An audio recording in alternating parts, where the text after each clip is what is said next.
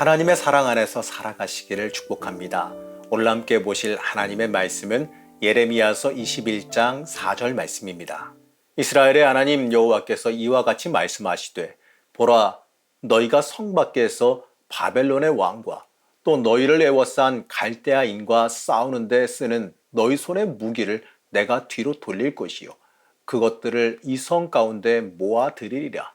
오늘도 엔게디 말씀 묵상과 함께 하시는 성도님들을 축복합니다.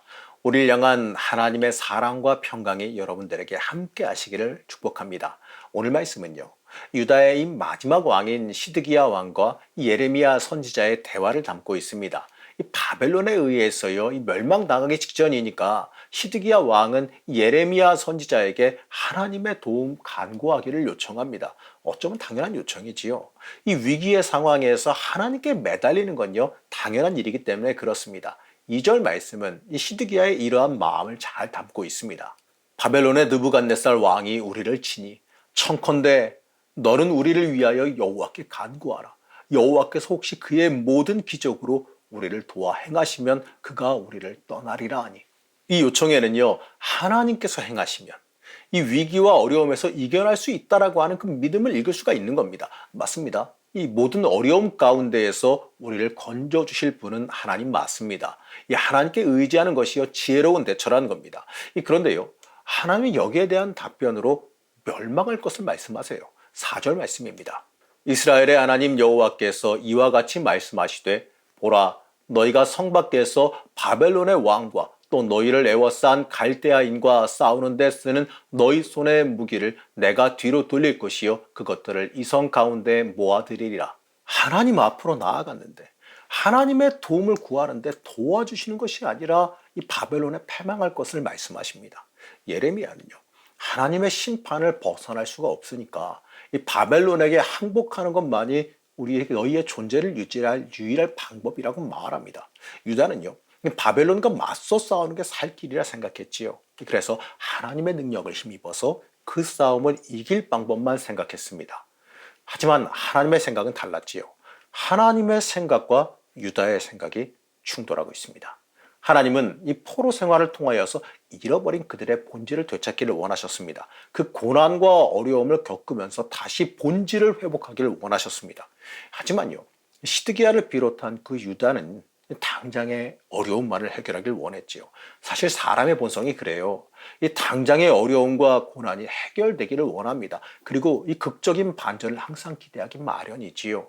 유다와 시드기야 왕도 그러한 반전을 기대했습니다. 하지만 하나님은 그러한 헛된 기대를, 헛된 희망을 좌절시키셨습니다. 바벨론으로부터 유다를 보호하지 않을 것이고 또 그들에게 철저히 공격당할 것이다라고 말씀하세요.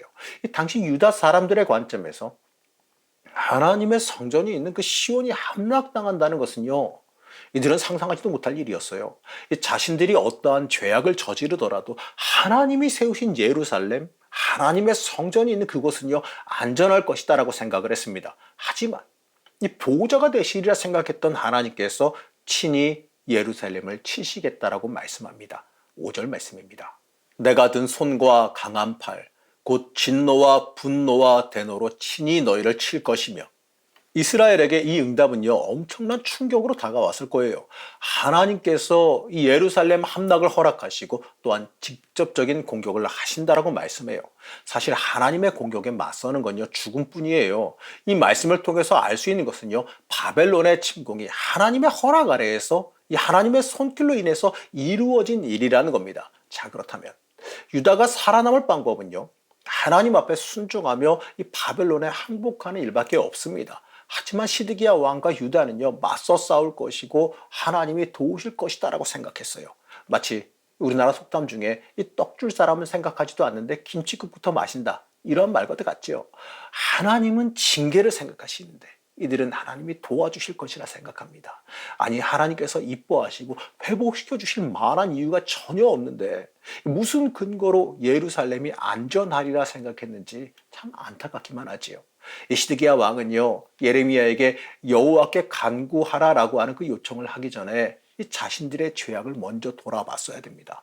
그리고 하나님 앞에 이 온 나라가 금식하고 회개하며 엎드렸어야 돼요. 이 철저한 회개와 돌이킴 없이 이 그저 하나님의 도움만을 구하는 것은 정말 어리석은 행동입니다.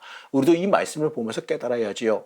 이 당장의 문제와 어려움에 주목하여서 그것만 바라볼 것이 아닙니다. 더 중요한 것은 하나님과 나와의 관계 회복이 중요한 겁니다. 하나님과의 관계 회복이 이루어지고 하나님 보시기에 흡족하게 변화한다면 나에게 임한 문제는요, 하나님께서 알아서 해결하십니다. 이 복받을 만한 자격을 갖추게 되면 알아서 복이 들어오기 마련이에요. 우리는 그 진리를 놓치지 말아야 됩니다. 그리고 하나님의 계획 앞에 철저히 순종할 줄 아는 지혜가 있어야 됩니다. 하나님 앞에서 인간의 법칙과 논리를 내세우는 사람만큼 미련한 사람도 없겠지요. 하나님은요, 하나님의 기준과 하나님의 생각대로 움직이십니다. 사람의 법칙이 중요하지 않아요. 그러니 우리가 먼저 신경 써야 될 것은요, 하나님 보시기에 어떠하겠느냐입니다. 하나님 보시기에 복 주실만 하느냐, 하나님 보시기에 이뻐하실만 하느냐, 여러분 이게 중요한 겁니다. 예레미야 선지자는 이제 유다에게 살 길을 전달해 줍니다. 8절에서 9절 말씀입니다. 여호와께서 말씀하시기를 보라, 내가 너희 앞에 생명의 길과 사망의 길을 두었노라. 너는 이 백성에게 전하라 하셨느니라.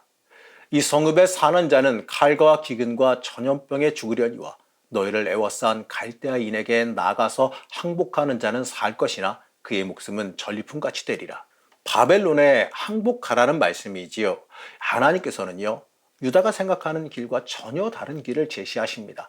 우리는 응답을 내가 정해서는 안 돼요. 내가 원하는 방식이 응답이 되리라 미리 정하지 말아야 됩니다. 내가 생각하는 길과 하나님이 생각하는 길이 다를 수가 있습니다. 그럴 때에요, 우리는 하나님 앞에서 내 고집을 내세우지 말아야 됩니다. 하나님께서 인도하시는 길은 우리가 생각하기에 이해가 되지 않을 수가 있습니다. 하지만 확실한 것은요, 하나님께서 인도하시는 길과 응답이 맞는 길이고 옳은 방법이라는 거예요. 우리는 이것을 믿어야 됩니다. 그리고 그것을 붙잡을 줄 알아야 됩니다.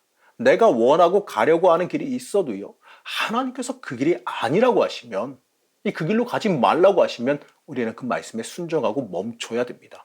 멈추라 할 때 멈출 수 있는 것이 영적인 지혜이자 용기라는 겁니다. 사랑하는 성도 여러분, 우리는 하나님께 무조건적인 도움만 간구할 것이 아니라 하나님 앞에 회개하며 엎드릴 줄 알아야 됩니다. 여러분, 그것이요 먼저가 되어야 됩니다. 하나님 보시기에 합격하는 게 최우선이에요. 그리고 하나님께서 주신 그 응답에 순종하며 내가 변화하겠다라고 하는 결단이 있어야 됩니다. 여러분, 그것이 믿음이고 하나님 앞에 참된 순종이기 때문에 그렇습니다. 오늘 하루를 살아가시면서 하나님 앞에 철저히 순종하고 하나님께 엎드리는 삶이 되시기를 시간 간절히 축복합니다. 우리의 힘과 능력이 되신 하나님 앞에 철저히 엎드리기를 원합니다. 하나님 앞에 내 부족함과 연약함을 고백하고 내 죄를 고백하고 엎드리기를 원합니다.